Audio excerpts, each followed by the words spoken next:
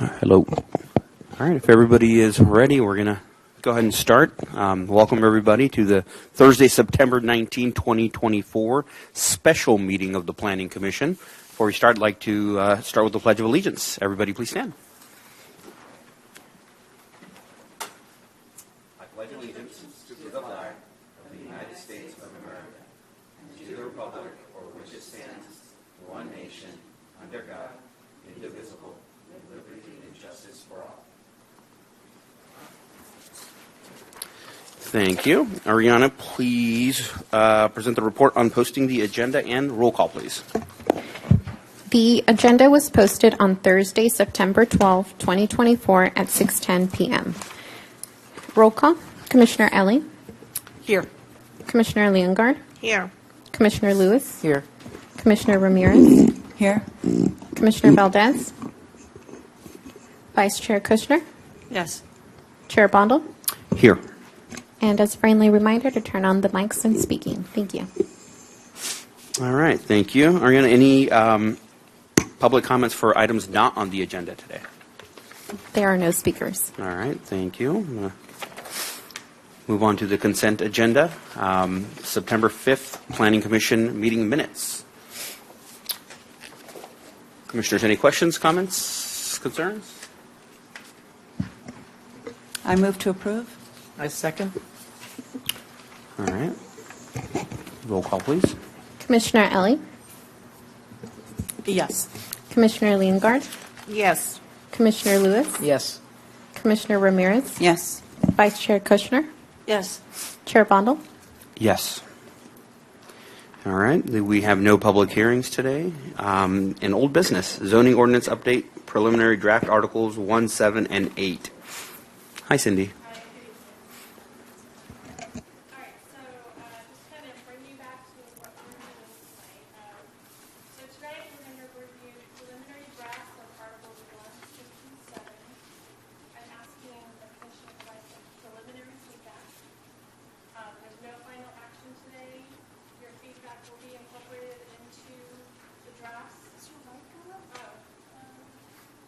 I was going to ask the same thing. There we go. Okay.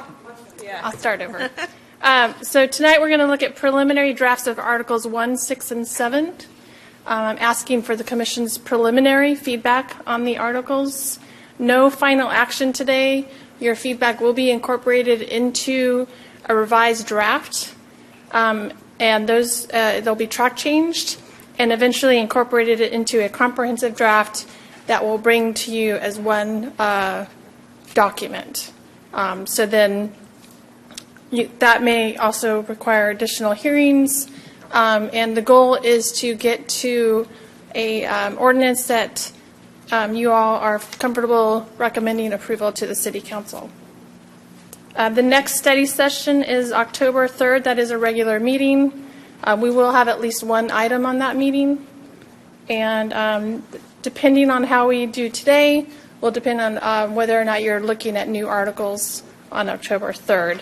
And at the end of the meeting, we will also ask that you let us know your availability for special study sessions on October 17th, November 21st, and December 19th.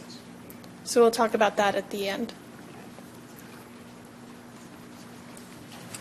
In your packet is a style guide. It was requested at the last meeting. It was last updated in 2021. If there's anything in that style guide that gives you pause that you want to take another look at, tonight would be a good time to bring that up. So I won't get into that in this slide. The last time we looked at the existing zoning statement of intent and the preliminary draft purpose, they're essentially the same. And these purposes should help guide you when you're reviewing the draft ordinance. So tonight we're looking at enactment and administration, Article 1. This article consolidates all regulations related to zoning code applicability, authority, interpretation, and enforcement. It also briefly describes the process for zoning amendments, general plan amendments, and urban service area amendments. Those are legislative acts.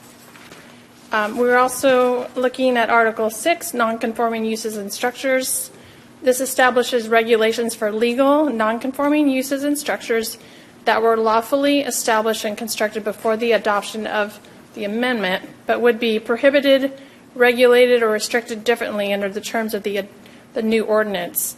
And so, in general, these uses and structures are allowed to continue in their current state, but there's a limitation on how much they can be expanded. And then Article 7, application procedures.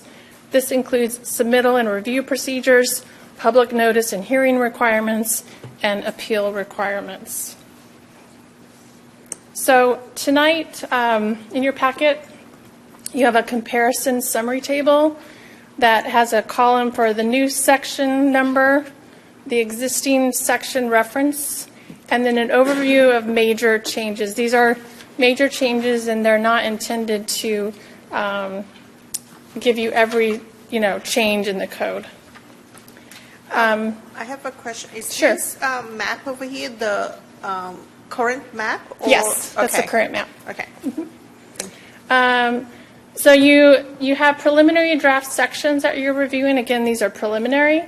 And as you're looking at these, ask yourself, is the information easy to interpret for our applicants, residents, businesses? Do the standards implement the purpose of the zoning ordinance and the general plan? Are the major changes logical, acceptable? Is there language or standards from the existing section that we missed and we should keep? Is there something we should add, modify, or delete? So today I sent you all a digital copy of the entire zoning ordinance as it was codified in June when the housing element programs were added to the zoning ordinance. And that includes links to each section of the current code. So it's kind of easy to click on the link that you might want to look at. You also have a paper copy of the existing zoning ordinance and some divider tabs. And I have some extra divider tabs if you need them. So is there any questions before we get started on Article 1? I do want to say these initial meetings are going to help me understand what you all need to be successful in reviewing and providing feedback. And I think in each meeting I'm going to refine how the information is presented to you until we get to a point where you all are comfortable. Is there something that we can do better? Please let me know. Okay, so I read through this. It seems to me very, very easy to read. It's very well organized, this and that and the other thing. And I think that's my understanding of what we're really trying to do. I think the question that I might have is who would be, so is the intended audience specific to a developer, a builder, or is it also to include the general public? Yes, I guess you could say it's to the general public, but just on a daily basis, we have residents, we have architects, we have builders that are looking at the code to see what can I do with my property? What's the process to get an approval? Right, and here's why I'm asking. I made a couple of notations as I read through it. And, for example, it references the Williamson Act. Okay, and I vaguely know it has something to do with, cattle and tax breaks and stuff. I don't know it, though. How important would it be to provide, like, a definition, or is it just like, look, if you need to know more about the Williamson Act, that's incumbent upon you to go look at it? Those types of things. It's like how I'm assuming, if I'm looking at it, because I'm not a developer, I'm not a builder, then it's incumbent upon me to go look and find out. And the other assumption I'm making is that a developer, a builder, people that are an architect, whatever, they're familiar with this language.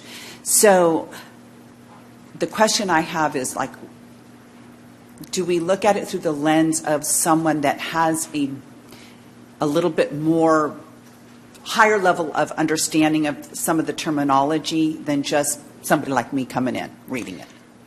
So the ordinance isn't intended to kind of answer every question. Okay. And we, as staff, we get questions all the time. Someone might come in and say, what is the Williamson Act? Does my property have a Williamson Act on it? And we'll help explain that. So I wouldn't necessarily put a definition in the Okay. code. But if there are things that you feel like this is something that everyone really needs more information on, then yeah, let's talk about it. No, I think it's, mostly it was, the, again, the other question I had was like, the differentiating between neighborhood district high, neighborhood district low, that type of thing. That would be an expectation of someone that's coming in to pull a permit and this and that, understands that, and it does not need to be necessarily defined for someone. So the neighborhood district high and low, those Just that whole list of them, yeah. Okay, but for example, those land use designations are come out of the general plan and they're described in the general plan. Okay, so you can just reference and things like that. Okay, Yes. so that's, I just kind of was trying to understand. I think it's well-written. I think it's, very clear. I just didn't know to what level somebody might raise a red flag saying, well, not everybody knows this or not everybody knows that. So, okay, perfect. Then I think what I read, I was fine with it. And just to kind of answer one of your previous questions, so we do want your typical business owner to be able to look at this code and interpret the code. And we want staff to be able to apply it consistently. And so it needs to be written in a manner that does that. Okay.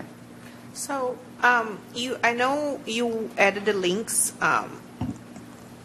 to the material, but then while we are going through this, are you gonna, as we go through it, is your slides gonna be also linked to those, so we can compare those, let's say the previous plan with the new plan, so we can have a reference as it goes? So I would, my expectation is that you're kind of doing that as your homework. So before each meeting. But it's a lot of information, and that is a lot of little details. So is that possible that as we go through it, the links that they are there on the material online, they could be added to the slides? They could be. If you have specific questions, you should probably just let me know ahead of time so I'm prepared to talk about it. But if we were to go through the code line by line, it would take a very, very long time at the meeting. Well, but questions arise while we're talking, and then maybe we have a question about a specific thing that we couldn't plan before. So is that possible to actually have the material, the package open on the computer? So if there is any question that we really need to go through the details, then you can always refer to that. And of course, not do for everything, but if you really need to kind of have, just refresh our memory, because it's a lot of information. Okay, so here's the city website. So if you go to the, I'm just going to get us to where I want to go, but this is instructive of how to manage our website. So we have, I clicked on planning. We have the zoning ordinance right here. And if you go down to article. Can we have that open? Yeah, that's what I'm doing right now. Yeah, okay. So then When we're talking here, so I emailed this to you all. So if you want to talk, if you have a question about the short title, then I can click on it. Okay, we can have that Okay. open then. Okay. But really, I would ask that you look at the material ahead of time. Of course. And if you have specific questions, if you can kind of let me know ahead of time, then I can be prepared to talk about it. Okay. Thanks. Okay. Are there any questions about the style guide? Are you all comfortable with that? Okay. Okay, so we're looking at Articles 1, 6, and 7 tonight, and these, I would say that these are probably the easiest articles that we're going to be getting through. When we start looking at development standards and zoning districts, we're going to spend a lot more time on that because, it's important that we get it right. It's important that we have regulations that support our businesses, but also, support the goals of the housing element and the zoning ordinance in terms of orderly development. So that's kind of the lens that you're looking at this through. So do you have any questions about Article 1? This is really a pretty much administrative article. Cindy had a question on the zoning districts. I see that some were removed and some were added. Is that accurate? Which, Just let's do. I had them in my notes, which I left. I have it in front of me. Do you have it? Okay. Yeah, I do. All right, great. So I think there's 4 or 5 that were removed and 3 or 4 that were added. yeah, and I might not have it in the same format Okay. you have Yeah. it, but I might have. So with the residential zones and there's the rural residential is the new one. Oh, sorry. Sorry, that's from code, and I'm not. That's what's missing in I think in residential. Our 1, 2, 3, 4 is there, and then there was the high and low, Neighborhood density. and then the neighborhood district and the residential hillside district. Maybe I'm organizing it incorrectly. But then we also have the agricultural district as well. okay, so we're going to look A1. at districts at a future meeting. Okay. But I'll go through and make sure that we either have it or there's a reason why we don't have it, and it could be because of the changes in the general plan. Okay. And I might have missed something or not. Yeah, I have notes on my Clearly. phone. So I show there were 4 removed and then 1, 2, 3, 4, 5, 6, 7 added. Or maybe the names were changed or. Yeah, there are some name changes, Okay. but I'll take a closer look at that. Awesome. Thank you. And I'll email those to you, well, at least Okay. the ones that I found. All right. And just to confirm, we have a little bit more time with these documents, correct? Other than outside of tonight. Yes. Okay, thank you. Ideally, I'd like to get this before the Planning Commission or the City Council within a year. Like I mentioned, these 3 articles are probably the easiest of the 10. When we get into the zoning districts, I would, that's probably going to take multiple meetings, but yeah, I would just think, yeah. But I want to get it right, and I thought these 3 articles were a good start. Yeah, Kind of that's- ease you into That's it. reasonable. Yeah. I think it's achievable. I think once we get, once we get into the rhythm, it will go fast. And if there, as I mentioned at the beginning, if there are things that you need from us to help you be successful, please let us know. And I'm, like I said, I'm kind of refining as we go as I get questions from you. Okay. All right. How about Article 1? Is there anything in this article that you want more information on, you want to talk about?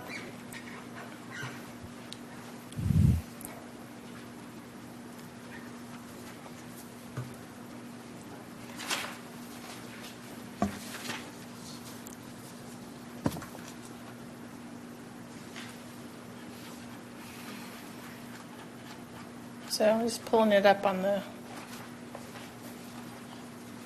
thing here.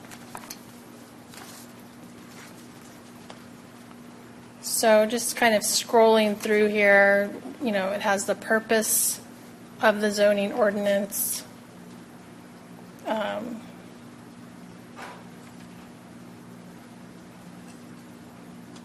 It talks about general plan consistency. It talks about projects in process. So this kind of goes back to that whole non-conforming section that we're going to talk about.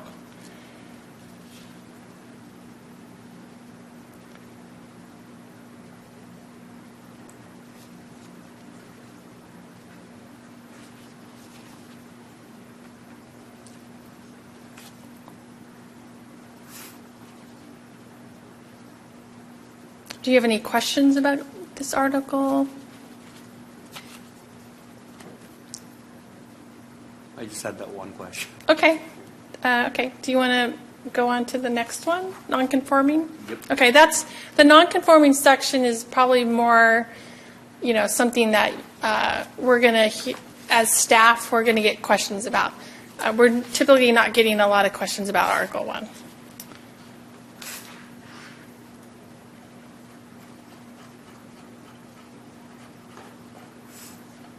Okay, so the non-conforming section provides the purpose, the applicability, broken down by uses and structures, projects in process. So somebody has an application before the city and we change the code.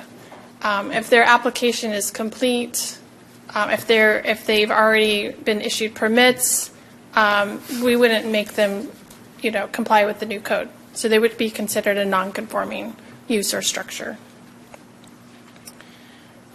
Continued use. So I mentioned earlier that the purpose of this article is to provide standards for, small changes to a non-conforming structure, but really, ideally, over time, these would conform to the city code. But we would allow an extension, expansion, or enlargement up to 10% of the gross floor area. So if they need to make some small changes, then we would allow that. There's provisions in here about involuntary damage. If there's fire damage, up to 75% of its replacement cost, they would be allowed to rebuild. There's information in here about how they lose their non-conforming status. If the use discontinues, for example, for a period of 120 days, they would lose that non-conforming grandfathering, so to speak. Is there anything about the non-conforming section you want to talk about? I just have a question for my own understanding. So is this just for structures that are that are in progress, or is this would be like, there's a lot of old homes around here, and there's no 6 feet between the structure and the fence. So that's just ongoing active permits, not older structures. So it is all the older structures. Okay. So your house doesn't meet our setbacks. You can make some changes to it. You can repair and do maintenance on it. But you couldn't, keep the nonconformity and add on a lot, add on a bunch of square footage to it, because you're essentially extending the useful life of it when you're doing that. That's kind of the general idea. Okay, thank you. Okay. So this is all structures, whether they're in progress or already built. Yeah, so structures that have already been approved and have their applications have been found complete. Okay, thank you. Any questions about the non-conforming section? Okay. All right, application procedures. So this is probably, as a developer or an architect, they're probably going to look at this section. Is there, it talks about existing zoning violations, application forms. I mean, this is all pretty administrative also. Let's see. Here's the review authority table I think perhaps the chair was referring to.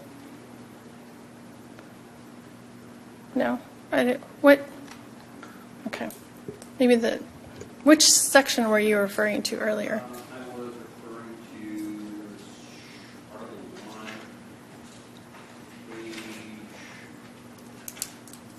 page 7, 8, and 9. Okay. And then that doesn't match with, so the binder you gave us. Unfortunately, it doesn't have page numbers. I couldn't tell you. Yeah. But it's under Article 3. Oh, so the binder is the current code. Correct. I know, but doesn't have page number, so we can refer to it. So if there's any questions, like on page 15, so we can go and cross-reference. If you have questions about the current code, I would just give me the section number. So 30.50.10. Okay. But still, Okay. So those were the two I was referring to. yeah. Okay.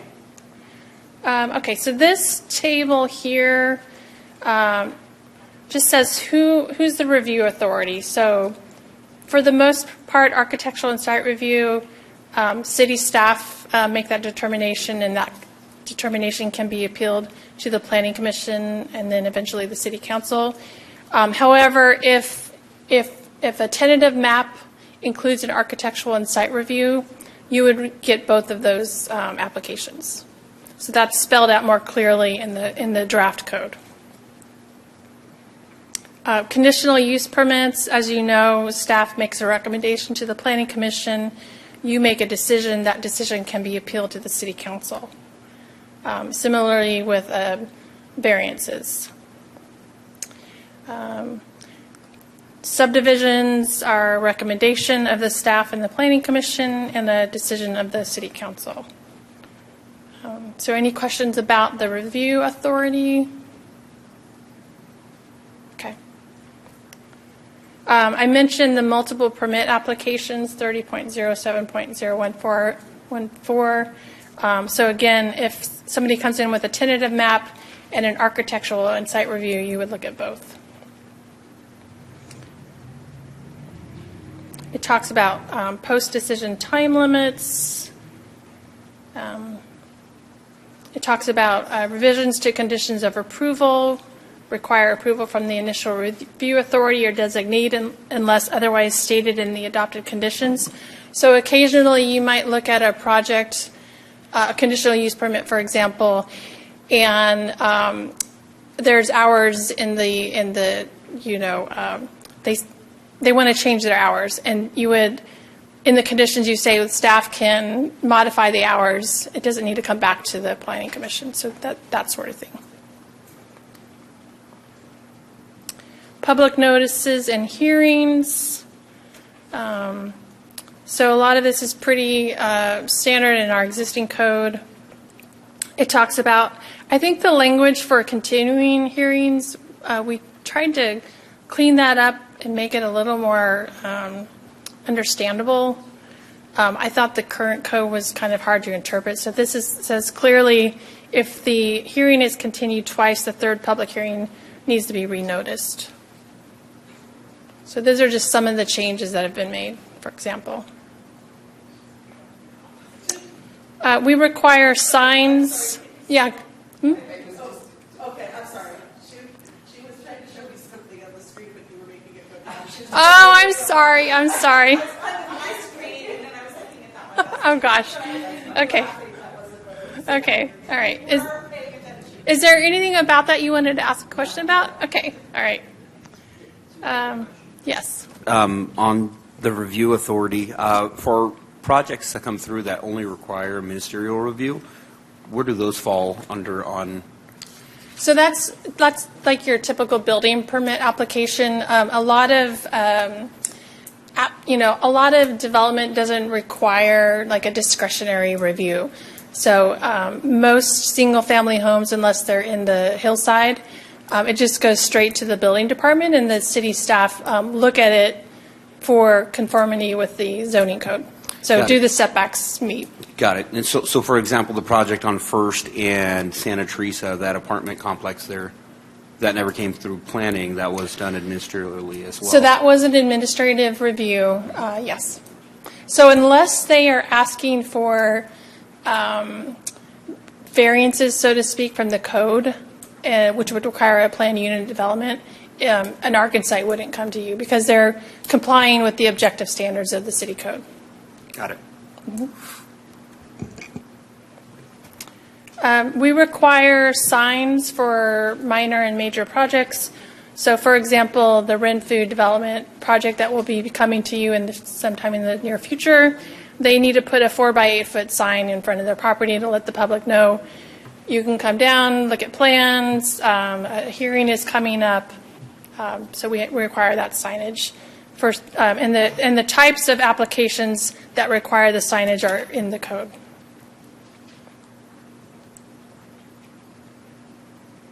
And then the appeals section, pretty straightforward.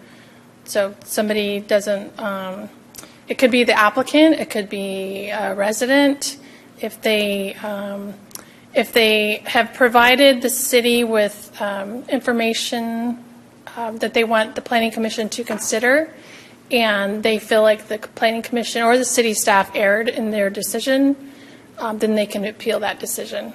And we ask the appellants to provide the reasons why they think the staff or the Planning Commission erred in the decision. So a citizen can come down and request an appeal for a project that was recommended and moved forward to City Council? So if it's a staff level discretionary application, they can appeal it to the Planning Commission. And then they can appeal a Planning Commission decision to the City Council. And the City Council, there's no appeal of the City Council. They're the final decision maker. Right. So just any citizen unrelated to that project? So there is a section in here that talks about they need to at least provide the Planning Commission with the information they need to make the decision. Oh, right. If they're presenting information later that you didn't know about, you wouldn't have erred in your decision because you didn't know about it. So they at least need to have brought it to our attention. But what I'm saying is they're not part of the project in any way, shape, or form. No, so Yeah, it okay. can be somebody that lives nearby. It could be the applicant themselves. They don't like the conditions of approval. Okay, thank you. Okay. Okay, so that's it for those 3 articles. Like I said, these are the easy ones. And so next, we'll probably be looking at planning permits and potentially definitions. Those are going to take a little longer to get through. And so it kind of tells you like what the process is, for example, for an architectural and site review. What are the things that we look at in an architectural and site review? There's a scope of review that we look at. Are there going to be traffic impacts? Are there environmental impacts? Those are all things that we look at and that are included in the code so that the applicant knows what the expectations are. And so that's going to be part of this planning permit section. Are you going to try to get that out ahead of time again to us, like you did last time in terms of the intensity of the reading? So it's going to be, the next meeting is in 2 weeks? Yes. Was it? Two weeks? Mm-hmm. Yeah. I probably will, what I think we'll probably be able to accomplish is get the definitions. The planning permits, I think they need a little more work because they were, for example, the way it was previously drafted, the sign permit requirements were put in a different article, and I think they really need to be in the planning permit section. So we're going to put that in there. So, yeah, I think you'll be looking at the definitions next. Okay. And again, just to reiterate, this process is not changing zoning. It is not changing requirements. It is not changing anything. What it is changing is how it is formatted and presented to simplify and make it easier and streamlined. So there are going to be some changes. So one thing, staff works with applicants and residents and businesses every day. And we have applicants that come in and they want to, do some temporary work on their property, but it's going to take, 90 days to get to the Planning Commission. And so we have a temporary use permit process.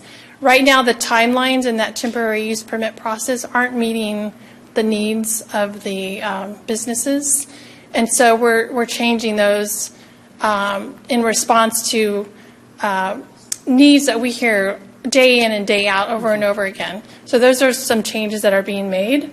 We're also streamlining processes, making things more transparent.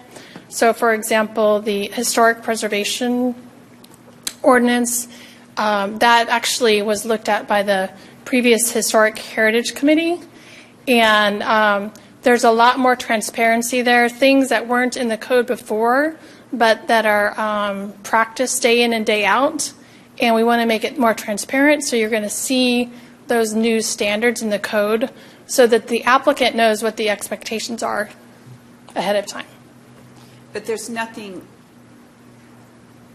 major. I'm trying to use the right word, grossly, we're not rezoning and we're not changing the general plan. We're not making those types of big changes. We're simplifying processes and timelines. May I add on to We're that? doing that, but they're again, like the temporary use permit, that's going to be different. So when that happens, we're going to let you know about it. Okay. And we're going to let the Okay. public know about it. Okay. So it'll be but highlighted. nothing in the zoning ordinance is Yeah. going to be inconsistent with the general plan. Right. Yeah. Right. Okay. So just to kind of build on that, what I am worried about, just concerned about, is that maybe there's a change, for example, with accessory dwelling units, and that there's all sorts of new requirements now that I'm not aware of or that I didn't see because, I'm looking at something else, and then, it goes through, and when I say I mean, Planning Commission, and it goes through, and then the public is like, why did the Planning Commission approve this? There's so many changes. We never required, I don't know, like a fence around it or solar or, I don't think now we require a separate electrical panel, like all those things, but maybe now they're required and we weren't aware of that as we approved this process. So now some of the public may be upset or say, why did they do this? Or, well, the Planning Commission approved it. But because this is the first time doing this process, that, that's, I think, for me, that's kind of like some of the concern as well, not just, rezoning and all of that. I'm not and I checking, was just trying to- cross-referencing yeah. the maps for what it looks like now to where it's going to look like, even though it's matching with the 2040 plan. I understand that. Yeah. I just was trying to reassure public that we're not going in and making major changes to zoning and things like that. We're just trying to streamline, make it user-friendly, make it customer-friendly, but not changing like major requirements. If something like that, you will call it out. Correct. And the goal really wasn't to make wholesale changes, but it was, we did look at it in the eyes of the businesses and the residents and what the kind of needs that we see over and over again, and we'll highlight those for you. Okay. Thank you. I think that it should be noted that sometimes what may seem to staff or to you or anybody to be a minor change becomes very important to an individual with exactly that issue. So Yeah. it's I think what staff is going to try to do is bring to your attention things that are real substantive changes, but there's always something that can sneak through and then becomes the critical sentence for somebody who actually has a project. So we can't avoid that 100%. I think on the last, on a previous project, somebody had asked me, why did you approve the zoning change? But it wasn't that there was really a change. It was that I had to explain that the 2040 plan has it zoned this way. It's just that we haven't gone through, the city hasn't gone through and rezoned, that area and to make it, to bring it up to speed with the actual plan. So we did it then for the project. That made them feel more comfortable and to understand why it happened, because they didn't understand when they watched, they didn't understand the whole process. So I think that's, I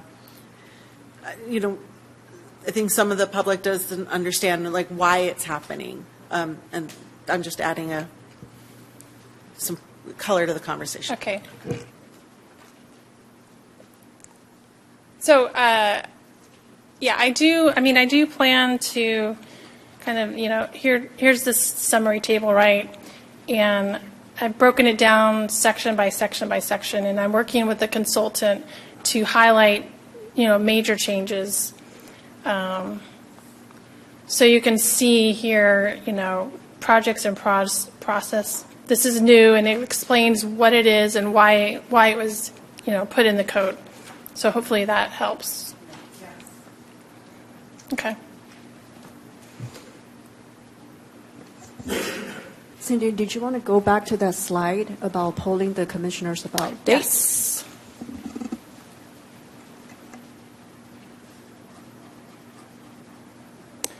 Okay, so we have obviously October 3rd coming up.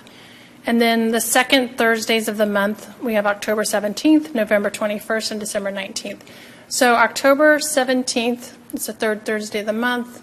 Can I get a kind of a hand raise of who's going to be at the meeting? The October 17th. So we have 1, 2, 3, 4, 5. Okay. So we would have a quorum. I don't know.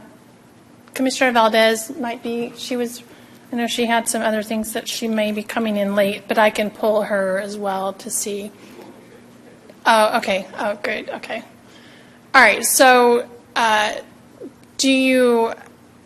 you comfortable having 5 commissioners, or do you want to wait until November? So I will not be here on the third Thursday of November. Oh, okay. So I will be here for the regular one, whatever the 7th of November, but then the 21st, Okay. I will not be. I will say that, I don't think we're going to have every commissioner at every meeting, but you will have the packet, and you can provide information, and, I can share that with the Planning Commission at the meeting. And I will say I won't be here on November 7th, so there will be no presentation of the zoning update on that date. So the chair is actually polling Commissioner Valdez about the 17th. Okay. She is able to Oh, October 17th? Okay. Okay.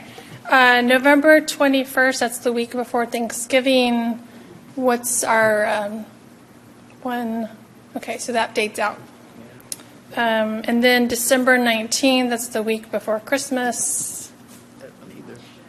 Okay, looks like that date's out. Okay.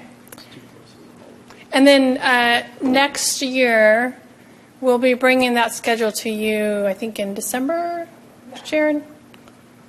November, December, and similar to last year, the first meeting in January is on January 2nd. I know some people are not back from the holidays, so we're likely looking at, canceling that one and probably do the third Thursday, like we did in the last few years. So not moving January 2nd to the 9th, but just eliminating that first meeting altogether and just going straight to the third. That's kind of what we did, only because the 9th, sometimes people are still out from the holidays. This just seems to be, past experience, but we can if, I just wanted to know that's yeah. Commissioner Valdez is good for 10/17. Okay, so let's have the 10/17 meeting. Again, if you're not going to be able to make that meeting, just send me your comments ahead of time. Okay. Any other questions? All right. So I have a little work to do to get this definition out to you as soon as possible. Okay. Thank you, Cindy. Mm-hmm. All right, new business. There are no items. You're not on the agenda today, Andy. No, that's because I guess you set up a special meeting. Oh. All right. Well, with that, we will adjourn. Assistant City Attorney sends her regards. Very good. Well, with that, I will adjourn to the next meeting of October 3rd, 2024. Thank you. So if anybody, I kind of rated our supply closet, so these aren't quite as nice as the ones that you have now, but there's some extra tabs in here if anybody wants them. So these have the month on it, but it's, I don't think I need it. Thank you. I think we're